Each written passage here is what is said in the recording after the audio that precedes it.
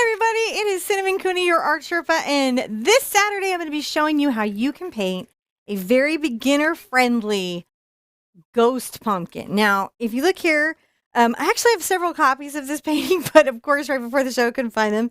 But this is what we're going to be painting today. This is really great for new painters. I'm going to explain every single step, every color mix, every brush stroke, every part of the process. The idea being that I paint a thing and then you paint a thing and I paint a thing. And even if you haven't painted before, at the end of this free painting class, you and I will both have a ghost pumpkin painting. Now, to help us do that, on the mic is my husband, John. Hey, guys. He has a bunch of jobs on the show. Some of them are to heckle me. Very important job. But his really, really important job is to track me with all of our robotic cameras, zoom into the action, make sure that you can see everything that I'm doing so that you're not wondering that as a new painter. That's really going to help you succeed. Also to help you succeed, because that's like our whole goal here, is if you check that description below and open it all the way up, there's a lot more than a couple sentences there. I use up every character every time YouTube gives me a posting. First and foremost, there's a link to our website. On the website is a free step-by-step painting guide, a traceable and a reference and a materials list and links to discounts and links to other videos, software, website, anything that could help you complete this painting. So stuff that you wouldn't know as a beginner that you need to know, it's all located there and it's free. Because that's our very favorite price on anything is free. So we try to lean into that as much as we possibly can. I think I'm ready to just jump on in and talk about the materials. Are you, babe? I think I am. All right, cool. Let's get on in. All right, putting this to the side, my reference to the side. I have here an Artist Loft 11 by 14 surface. And on it, using watercolor pencils, I have wishes. And this is just sort of a very general set of wishes that basically just talk about safety in schools and lots of mental health support, especially for teens and tweens that are going through a lot more, I think, than most people know, that we get kind of a better support system going there. If you are anyone who's like feeling kind of isolated and alone, just know that there is a lot of help out there. We always keep a lot of numbers around, but realize that you have a right to feel okay and that there is a path to feel okay. So just wishing for kids to feel better in general in the world and everyone to be safe, happy, and whole. I'd like to put this out there. Let's talk about our materials. So I have titanium white, carbon black, quinacridone magenta, cad yellow medium, burnt sienna, yellow ochre, phthalo blue, phthalo green, and that is the color list today. I expect to use these kinds of brushes. I expect to use a big brush, a detail brush for the signature around for like the little wiggly bits. And then most of this will be done with a number 8 cat's tongue. But listen, if you don't have this brush, you could use a big brush like that. That would do it. You could use a brush like this. This is a bright in the same size range. Also a number 8 bright. You could use a filbert. Now this happens to be a number 16, but you can see it's a little bit bigger, but these aren't undifferent in sizes. So it's really kind of about that thumb width of size that I'm looking for on this. And I'm going to put out my first colors that I'll be doing the background in right away. And then we'll be adding to it as we go. Now, for this next part, I'm going to show and demo drawing the piece in a particular kind of way. But I'm going to tell you something. I'm going to tell you the true. You guys ready for the true? The secret? What's the secret? Drawing is not the only access point to art. In other words, what I'm saying is you don't have to draw first and then get to paint. You could paint and then learn to draw. Oh, yeah? So just know that the traceable is there. It's not cheating. I do believe it's fun to learn to draw. I do believe you can learn to draw just like you're learning to paint, but they're not mutually exclusive. So, and drawing is very different in painting than it is, say, on paper. It's a completely different skill set. So it's just not what you would expect it to be in any of those conditions that you might be applying to yourself. I say, let them go, let it go. as they sing in Frozen, let it go. That's when my kids moan.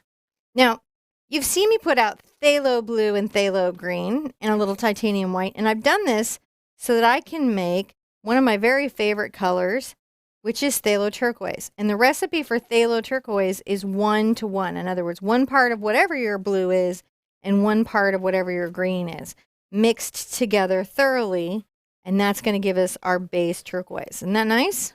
Yeah. I am very, very fond of that. It is good for me. Now, I'm going to sketch this in charcoal. I'm doing that simply so you could see it. I'm not doing that because I recommend using charcoal to sketch in a painting before you start. In general, I actually don't, because the pigment will get up into the painting and kind of mess it up for you. I have a few strategies and techniques where it's not going to get me as much, and it's more important to me that you can see what I'm doing so you can do it at home. If you're going to sketch along, I would suggest using a lighter value of chalk or a nice light watercolor pencil, right? Like this. This is actually would be perfect. This is a Crayon d'Ache watercolor pencil. And actually, this might work well enough. And the reason this is even preferable over this black charcoal is that it's a color we're using in the painting. So it will help us, right? If you look over here, you can see the direction that we're going. It's going to help us get our end result. Now, basically what we have here, and I'll show you a little trick, is a stem that comes out that way, right? It's a diagonal bit. So it's going from this lower left corner up to that upper right corner. And that is weirdly the gesture or space that our pumpkin likes to take up. Now, we also want to make sure that we don't go all the way to the corner because we are tilted on our side pumpkin. So I can even begin to round. And can you guys see that okay? I can. All right. Round that out there. That's going to help us. Then I know I've got my stem coming here. And look, I can go like that. And that is really basically that first thought about a pumpkin. Now, a pumpkin also has, and let's mark it, these little sort of inward bumpies. That's their little segments because they're gourd. So I'm making marks so you can see that. And we can exaggerate those if we want. See how I'm doing? Exaggerating those. Yeah. And those exaggerations can kind of come in and curve like this. Oh, now we're getting it, right? Yeah. Notice here in this one, I curve the line towards the upper part of the canvas. And here on the bottom, I'm curving that line towards the bottom. And that is the kind of perspective in drawing that in general we're going to do, you know, in painting, right? And then I'd have a little stem there, but I don't need to paint that in. Anything that you want to adjust on your pumpkin, you can do it really easily at this time. And remember, pumpkins are gourds, so they can be really crazy shapes and structures and textures, and you don't really have to worry about that too much. Now I'm going to take a nice big brush. The only requirement for this is that it's good for my heavy body paint. It's a synthetic filament, and it's nice, big, and wide, so I won't have to work so hard to get it going. I am getting it a little bit wet and dragging off the extra water. I'm going to load up with a nice amount of white paint. And what you're seeing me doing is I'm pulling out and I'm flipping, right? I'm not flipping out, but I am flipping my brush. I could flip out. That's probably better for YouTube. But, you know, it's a Saturday and I thought I'd just relax. You know what I never thought I would be doing on a Saturday? This? Discussing ghost pumpkin gesture. Who knew they were such an expressive little Gourd. They're an expressive gourd. So I love this. I use this color a lot. If you paint with me at all, you'll have seen this mix of color quite often. And you can see as I paint, the watercolor pencil does disappear beautifully into my background. Let's take a deep breath in, take a deep breath out, and enjoy the peace of painting a solid background. Oh, things are getting better. Just the brush going back and forth. Breathing in, breathing out, not holding our breath or tension in our bodies. And we're not being hard on ourselves because we're just painting in a background. Is that all we're doing? That's all we're doing right now. Just a background. That is pretty low pressure. Low pressure right now in the painting. Even if this is the first time you painted in a minute, you're okay. So even if you totally messed up this blue background, you could probably use a hair dryer, dry it and paint right over it. Try again. Right. But here's what, guys. Try to resist that feeling that you've messed up a background like this, because the truth is you probably have it. What you probably have is early painter anxiety. And that's easy to get into. Right? Feeling stressed that you're doing it right is an easy set of problems to start having. I'm going to turn my canvas to make things easy on my body, right? You don't want to make things easier on the canvas. It doesn't have posture it has to worry about, right? But you do. It does have gesture it has to worry about. It has gesture that I have to worry about. It is unconcerned. Be like your canvas. It just exists and comes into being. Be the canvas. You unfeeling artist, you. I am unfeeling. That's how people often describe me. I'm quiet and unfeeling. Yes. You're not. If you did a word cloud of my YouTube channel, it would be like hardly ever speaks, totally unfeeling, not a lot of color. Yep.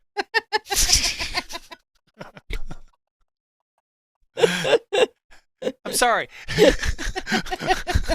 I couldn't help it. Put out some brassiere. Did I not use my sarcastic voice? Now we both look stupid. I'm okay. We have no sense of humor here. Nope. It's very serious business. It's complete ASMR, can't you tell? Indeed. Yes, we're going to put you right to sleep while you watch us paint.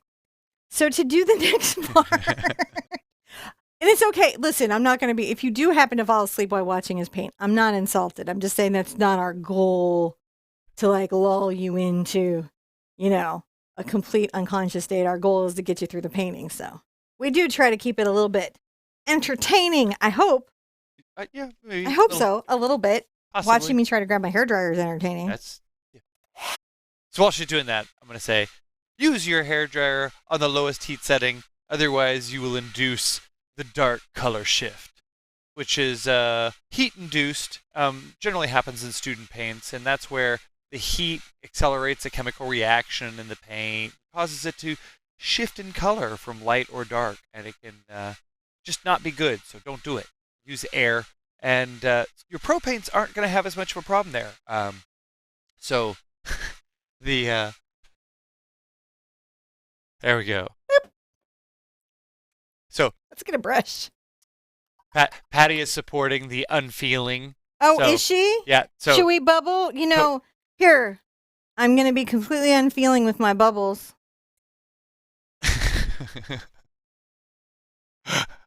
See, they're very bubble action from multiple places. Bubbles.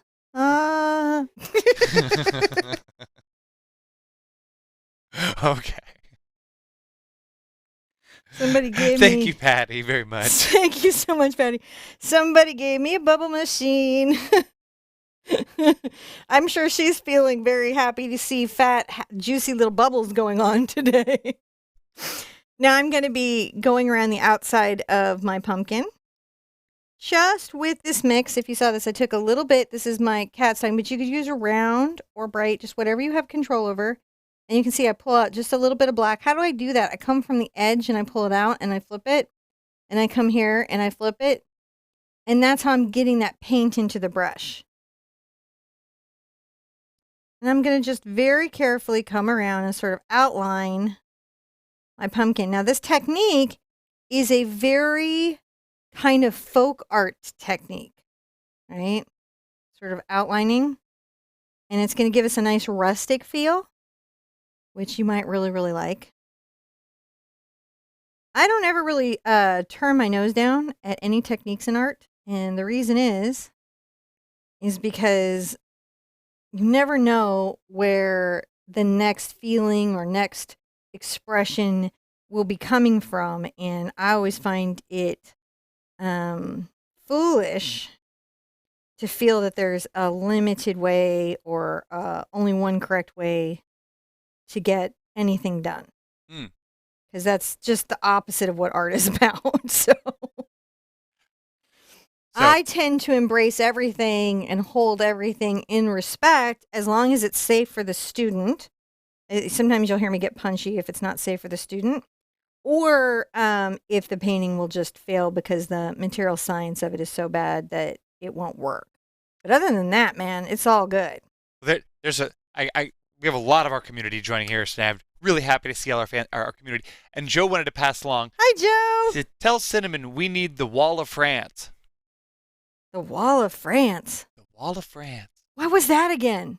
I don't know. Okay, first, all right, candid, because I'm so quiet, I never say anything. I, in all the times I've never said anything, I've never said anything so much that I sometimes forget things that I've said before, and people have to like remind me to myself whatever I said earlier. So if this is us quoting you back to you, right, which could is be the most dangerous thing, because when people quote me back to me, I'm like, I have no idea what I'm talking about. So this actually could be a pop culture reference too. Could it? I don't know. Just help me out, man. I don't even know what it is. Internet, help me out. You know what? This is probably, we were set up with the greatest, awesomest internet joke ever, and we just well, Joe would do fumbled that, it. And I accept that from Joe. So I'm gonna make a stem, and here's my little stem trick. I'm gonna come on the edge of my brush, and I'll make a little dot so you can kind of see where my intention is. Because sometimes when I'm doing a stroke, you don't really see my intention before I start. So that's my intention. I'm going to press in and come down and join in to my stem. And what you're going to notice is the brush stroke is harder here and lighter here, and that causes it to thin and lighten up. But that doesn't really look like a stem as much as a weird comma sticking out. Now, what colors there are you mixing? This is burnt sienna and Mars black. Okay. Could be carbon black, but it's probably Mars black. Any black that you've got will work. I'm going to come here right to the side. Thank you, babe. I always appreciate. And I'm going to make a shorter stroke right here. And I may even come here and make another short stroke. And see, now I've got an uneven, weird little stem. And you can come down low. Look at this. Now we have that strangeness that is, one of those stems. The other thing that I can do is I can rinse this out, put this aside for a second, and go round up a number 4 round. Now, for this brush and for this type of technique, here's what you want out of your brush. You want your brush to be able to hold the paint pretty easily and to release it on the canvas in a smooth application so that you don't feel like you're having to go back every second to get new paint. I'm going to talk to you about how I'm going to get that done, but I also want you to be paying attention to how your brush is treating you in this moment. Because if you do everything I'm doing and you're still getting a rough result, you might need to be thinking about going to a different brush that has a better point or a better belly. So how this is going to work, I'm going to come here and I dip to the ferrule and I pull out, and that's going to give me 1 to 2 drops of water. Dip back in, pull out, and you're going to see me go swirl, swirl, swirl, get some black, swirl, swirl, swirl, 1 more drop. This, and then I go roll. And what you should get is a little lake of fairly fluid paint. See that right there? I see it. You see it? You know what I can do? What? I can even zoom in on it. Zoom in on it. Let's really look at that, because it should be about that consistency, because it's going to take that consistency to load into the brush. And when you roll it out, you should be getting those kinds of lakes. Then I'm going to come get just the toe of my brush in it. I'm going to come over here. And I'm going to make some curlicues and little stems going out. Pressure will be light on the toe of my brush right here. I'm going to run out, go curl, curl, and some wiggly bits.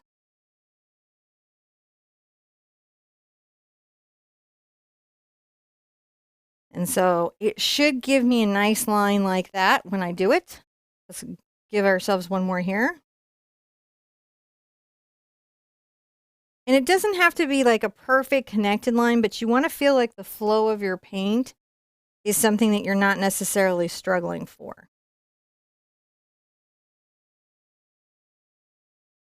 Right? So that's how I'm getting those. And that is also what you're looking for when you're trying to flow a line off of your paint. Things that could be hard for you when you're new. How hard you're pressing on the brush. That just means how much kinetic weight you're putting through your whole body into the brush, causing the bristles to bend. Because if you think of it like an ink pen, you know how with an ink pen, when you press hard, all the ink comes out. A good brush is supposed to work in a kind of similar way, right? And so if you press hard, you should expect the lines to get thicker and you should expect more of the paint to come out, which is why the flow of the paint is so important right there. Next part's pretty easy. Let's put out some color. We call it yellow ochre. Everybody like a yellow ochre. This is one of the oldest colors of paint known to man.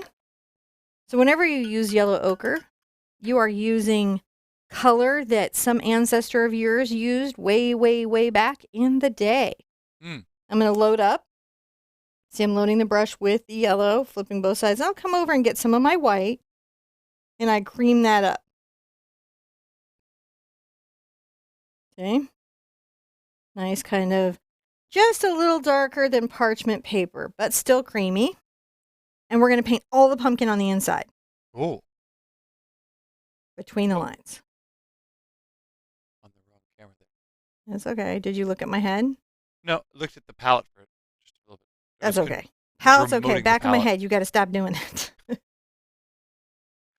Did we ever figure out what the Wall of France is? Oh, yeah.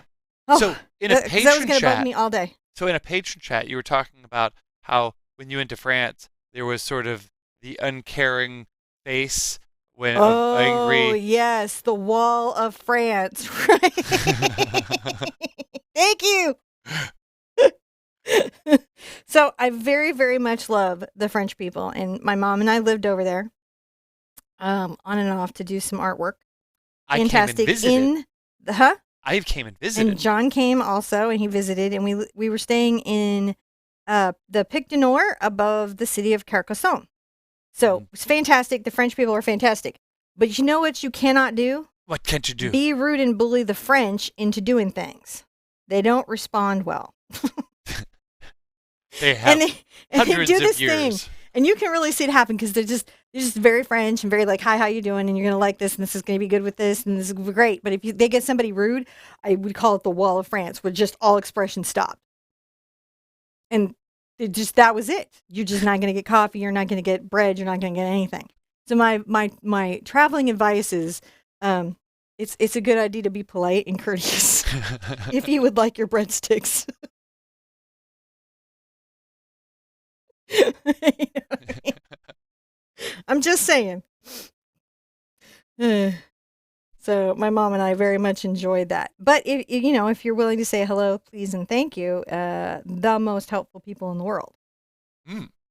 I don't imagine they're actually easy to invade. I think you could roll up in there and say you had invaded, but again, I doubt you'll get a cup of coffee or breadsticks. And if you do, it's yesterday's breadsticks. Oh yeah, it's like the rock bread. And then you get the apology for the 30 reasons why the bakery won't be open today, and this is what we have. I don't think you even get the apology. I think you get the no bakery for you. So we weren't ever rude, but we would see people come and travel and be rude. That's how I formed that joke.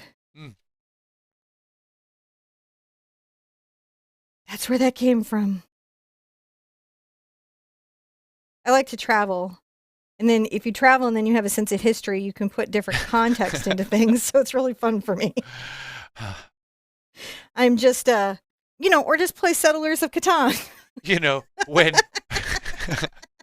I love it because we went and visited friends and families who had they had tablecloths older than our country. Yeah, that was crazy. That we were eating on like that was no big deal. Yeah, it was crazy. It was just like, wow. Watch it. You want to just see a bunch of Americans freak out, pull like a really old tablecloth out and like talk about like who was king of what when this tablecloth was used last. Everyone's like, whoa, put that behind some glass and give it a plaque. I'm not drinking red wine now. But they totally had a plan because red wine had been spilled on it before. Yeah, like probably many times. A lot. So, sorry. You probably want to learn how to paint a pumpkin. Do you? Now, a couple of things that I'm doing here that you're seeing, besides painting this all in with the mixture of yellow ochre and white, I want you to notice that my brush strokes kind of follow the direction of the lines and the curve of the implied shape of said pumpkin, don't they? Yeah. Now, while I'm here, I'm going to go ahead and get a little more brown on the tip of my brush, and I'm going to just make sure that I've got a nice kind of blended ribble. I call these the pumpkin ribbles. It is not a technical term. It's just one that I like to use a lot, and I'll rinse out a little bit. And so I just very much enjoy, putting these in, and kind of a nice way to shade out your pumpkin. And then also this is a great time to soften everything if you needed to, which, you might. The next thing that we can do is we're going to come here and let's take a little bit of our burnt sienna just straight up. And I want you to come here on the toe of your brush and just push back a little bit of those lines. See, just adding a little bit of the brown, but the black is still showing through. That's pretty good. Rinsing out. And I wipe off my brush. I'm going to get a little bit of my white and yellow ochre again. And we're going to come here. We're going to come to the edge of that stem. Let's give it a highlight. All right, stem needs a highlight. And then we're going to give some sort of broken. This is very light pressure, and I'm just stroking little rough brush strokes off the edge of the stem to give it that wood look. Isn't that great? Now, we're going to take this little brush again, and let's get a little of our white and some of our thinned, which you can see right there has been thinned, white and yellow ochre, and let's come in, put a few highlights on our stem a couple places. Not everywhere, just a couple places.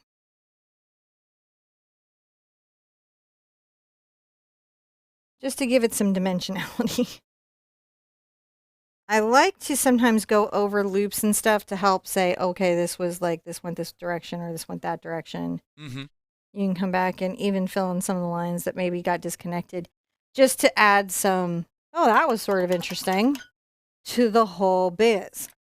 How is that? Do you love that or what? I do. I think it's pretty cool. Now is a good time to put out your phthalo green and your cad yellow. I don't know what I dropped on the ground. Oh, I didn't need that color anyways. All right. And I think it's not too soon we could get away with putting out our quinacridone magenta. Yeah. Which is right here at this time too. I might, because my white's getting a little bit dirty, I might put out a little more white just so I have some clean white to work and demo, because you'll find that's helpful. All right, so I've got some clean spots of paint out. And I'm going to, what am I going to do? I don't know. Hit the bubbles. All right. And I'm going to dry the surface for a minute, so the next layers I can kind of dry brush over it and rest my hand when I need to. All right. And also Texas snowflakes make me happy. Oh, but not my easel happy. My palette's all soapy. All right. So while she is drying that, I'm going to say thank you guys. We really appreciate you coming by and hanging out. Doing this is really kind of the magical part of Cinnamon and my day, to be able to spend all this time with you guys, to be able to make some art, celebrate what we get to do here. So thank you. It's really nice to have you guys. And don't forget to thoroughly dry your surface so that when you do your next layers, you aren't going to pick up any of those under layers and get muddied colors or smears or things like that. What are we doing? Making sure you thoroughly dry your surface. It's always helpful. Mm-hmm. Take a deep breath. Pat yourself on the back. You're still painting. You're doing good. If you're here for the live, that is always impressive to paint along live with a teacher, because it goes really, really fast. That's the reason. Remember, just in case you came in late, we have these step-by-steps. And the reason we have them is especially if you're painting along during the live. But even if you're doing it on the replay, you can go, oh, I know where we're going. I kind of know what's coming. So you won't feel as overwhelmed or lost within the process of the painting. Mm-hmm. And I'm gonna say thank you to Patty for supporting our bubble habit. She has totally supported her. We have bubbles today, thanks to Patty. We may end up getting multiple bubble machines now. I would like to.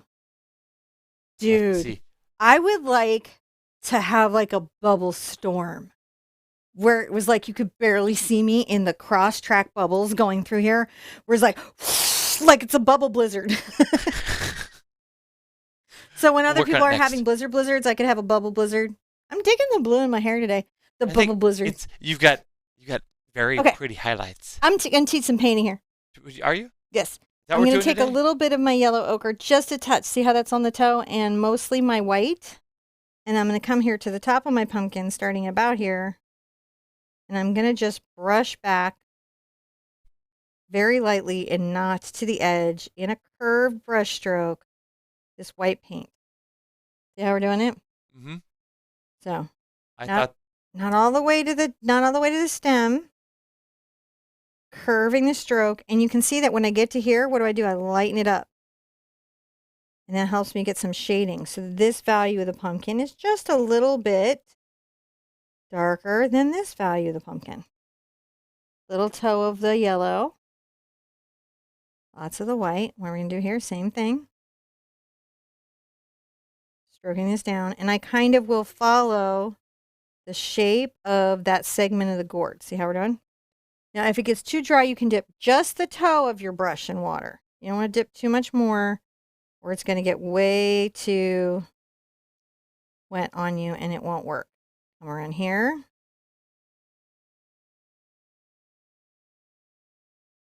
There, and it's just a very kind of rough, rustic little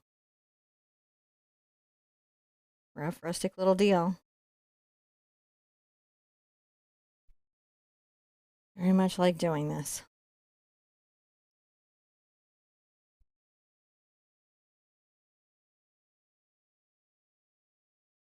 Fun stuff.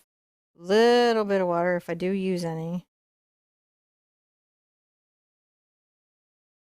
And then I might come back with just a little more white loaded on my brush. I'm going to come through this mid-range. It's a subtle thing, but it kind of creates like a highlight on the gourd. And you see the subtle highlight on the gourd? I'm not sure if you can, but I highly recommend it. I can see your blend. Can you see it? To sing full Yentl on you. All right, so you know, I like to have just a little bit of that gold down there, so it's again just really pleasant to look at. I'm gonna rinse out, and I'm gonna take my green, and it can be nice to get a little bit of your burnt sienna to this part, just to this part, and I'm going to make a vine that's gonna go up and kind of over. So this vine's gonna start down here maybe, and then this vine is gonna come up here, and like that. That is the flowers that it's in front of. I'm going to rinse out. Now I'm going to get a little bit of my green and I'm going to load up on both sides of my brush. And I'm also going to get a little bit of yellow. And sometimes it can even help to get a little bit of white. All right. And we're going to make little leaves. And I'm going to change it up. Sometimes I'll get a little green and white. You can always thicken them up if you need to.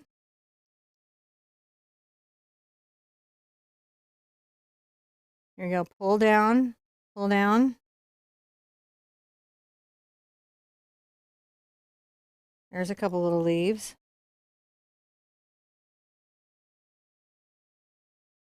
There's a bunch of flowers that will come down this whole bit, and you'll see me get a little bit of white and a little bit of yellow.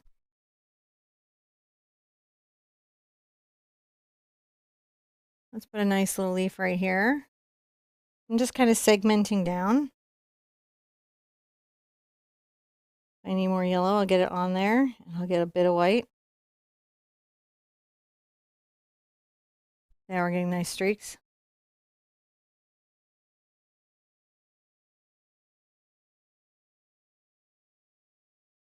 I can paint out any of these little shapes into a nicer little leaf shape.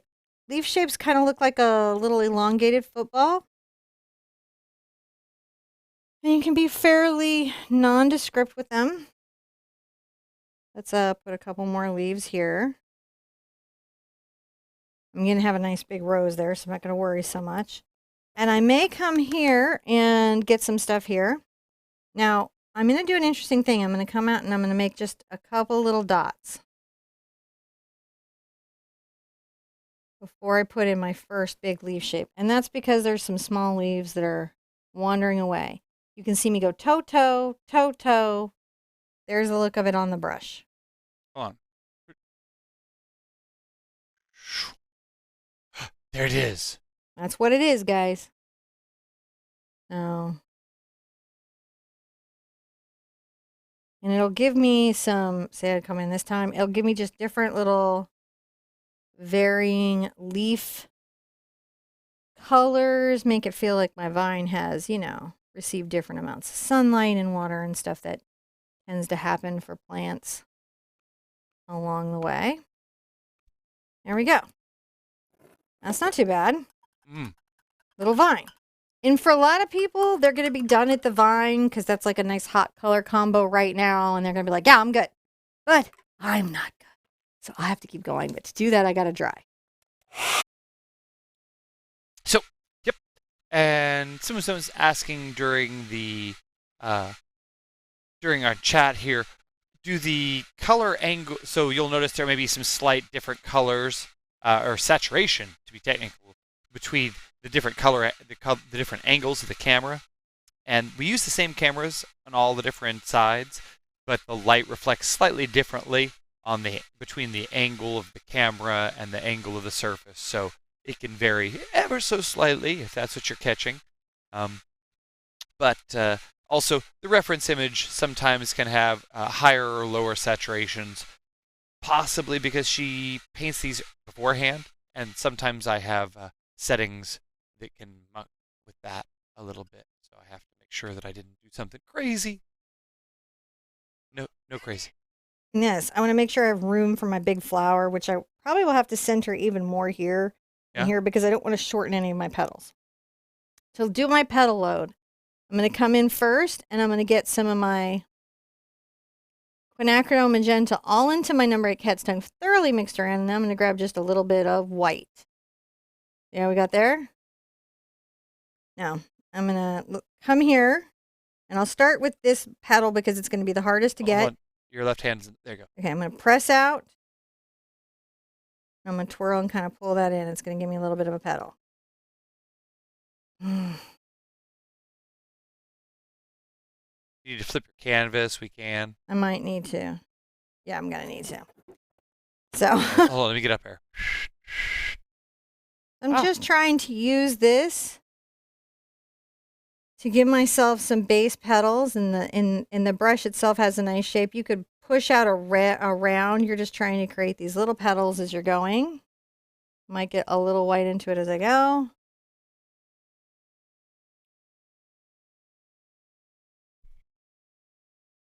And then I think I'll have to, this one's hard to know. Where do I want it to be to have an easy time? Maybe if I go like that. Yeah, that's it.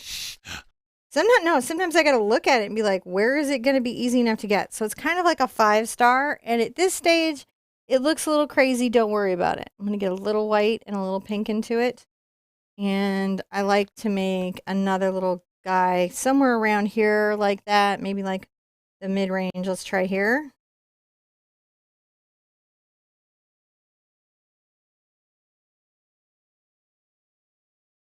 I like the streakiness. It helps everything. Mm-hmm. Look what it is. So like I like to get the streakies in it.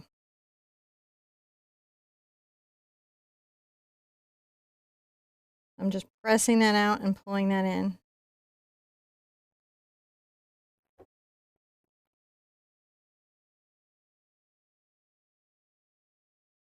Maybe a little more white into that pink. And then let's press it out. Now, while everything's here, I'm going to get like a mix of my pink, and I'm going to just come in and make sure that I'm super happy with my petals on these flowers. Everything else kind of paints very loose, but this one I want to have a little more attention to, just to make sure that I like the flower that it is. You can see I'm just using my brush to pull my star in together. Those are going to have a little bit of a rest. I'm now going to get a little bit of yellow and a lot more white and pink into my brush. And some crazy stuff is going to happen. I'm going to come up here and pull a couple little buds. And then I'm going to make one little petal and then two front petals. I made a little kind of closed bud. That's what we're doing on the way down. All right.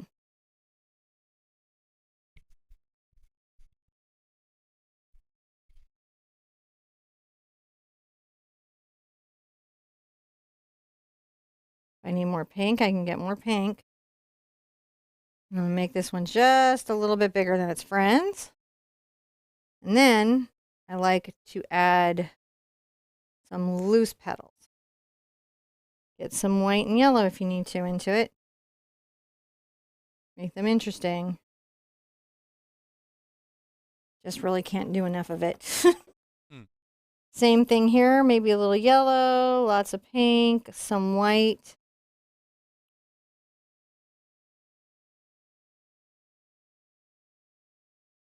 The little 3 petals. So can you see it's like a little tucked flower? Yeah. And each stroke kind of like hides the petal behind it, so it just works out really, really well, I feel. This one I'll do a little bit bigger. And let's put some of those little playful petals. Let's call them playful petals, because I think they're what make the piece charming, just around here and there. And if you need to get a little yellow and a little white and make some of them more interesting, go do that. Oh, I can't stop. They're so playful. And this is where I make some adjustments. Now I'm going to rinse out. And this time, kind of evaluate. Are you happy with how the piece feels? Does it have balance? Do you like where it's going? But as a beginner, here's the thing. Not from a critical perspective, right? Because it's so easy to be like, oh, that's just terrible. I mean, anyone can just walk up to any painting and be like, that's just terrible. It really doesn't take any effort. So what I want you guys to do is go, what did I do really well? What did I do that was easy for me or surprising for me? Or I went better, or I did it a better place than I expected. Find the thing that you won at. That's the thing that you've got to work at. That's super important. Now I'm going to take some of my white, and it can have a little pink in it and a little more yellow. But this one is lighter. And I'm going to come in and make a inside the big flower kind of center. So that is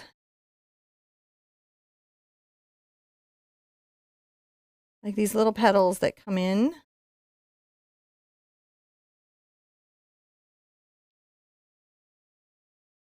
You know what we're doing? Mm-hmm. And we go in between the big petals that we've already put there. There we go. Just inside. A lot more white. You can get some pink, but it's a lot more white.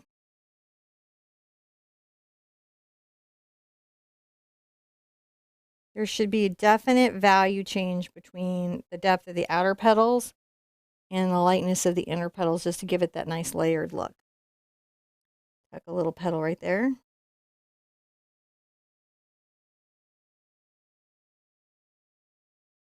That's pretty cool. Mm-hmm. Now, when that's all done, I'm going to come in with my yellow and my number 4 round, and I'm going to get this all just on the tip. See, this is like kind of glommed on the tip. Yeah. I'll come right here again. Make some little dots. Isn't that nice? Yeah. Come here and make some little dots. Such a pretty piece. And then here's some other places. Gonna get this, it's sort of thick, right? Add some little dots that are peeking out from the fold of these flowers. It will just zhuzh them. It will zhuzh them so much. I see. You want to zhuzh your flowers. Zhuzh. It's a noise my dad used to make. I'm putting those little tucks in, and that kind of totally shows that there's slightly closed flower, doesn't it? It does. It is wonderful. I love it. It's one of my favorite things. Now to sign, I'm going to put out a little fluid white paint because that does make it easy for me. If you're wondering what this is golden fluid titanium white. I like to use it for signatures. If you don't want to get that or can't get that, Deco Art Americana is a very good substitute Now, to that. Miss Patty just wanted to pass along and is very supportive of our Sherpa soap. She says Sherpa soap, yay! So you should give us some bubbles for some supporting I'll of bubble Sherpa. up. Oh yeah, Because you know what? what's Sherpa that? soap is a better bubble. It does make a better Turn it bubble. on, but it's better than that. It's very frothy. It's Pools. Oh, look at how that's going. That's coming out, Isn't that gorgeous? and you're just at the signing place now. We're gonna sign it. We're gonna sign it. Mm-hmm. Yeah, we are. I'm in a mood today. You are. You're in one of those. You're in a Sherpa space. I am. I'm going to take a nice detail round. This is a number 1 detail brush. It's just a nice brush. I could probably sign it with this one, but sometimes it's hard to keep that pressure light enough. You know what else? I'm in Sherpa space with you. I mean, you married into it, so it is your fault. You picked it. We opted in. dated for a while. You knew. Mm-hmm. You saw the clowning. You saw the art school. You knew all the crazy. I've gone full Sherpa. You have. But for years now. I was Sherpa before it was cool. You were Sherpa before Sherpa was cool. That's a shirt we need. I was Sherpa before Sherpa was cool. You know what I especially love about that? Is that it's not cool now. It implies we're cool now. Which we totally know we're not. We don't care. Because you know what? It's more important to be happy than be cool. It is. Oh, that's really pretty. So hopefully you very much enjoyed your pumpkin. You had a lot of fun in painting your crazy side pumpkin. You can put it in a big giant bushel of flowers. You can put it in pine needles. Just realize that you can do any garlands or any L-shaped floral arrangement that you want with this. There's a lot of customization options. Once you just do the techniques with me once and then change it up for your home, for your life, for your friends, for your own personal holiday. Be good to yourself. Be good to each other. And I want to see you at an easel really soon. Bye-bye. Bye. I'm going to bubble out. You gonna bubble out? I'm going to bubble out. You get Bubble out. Bubble.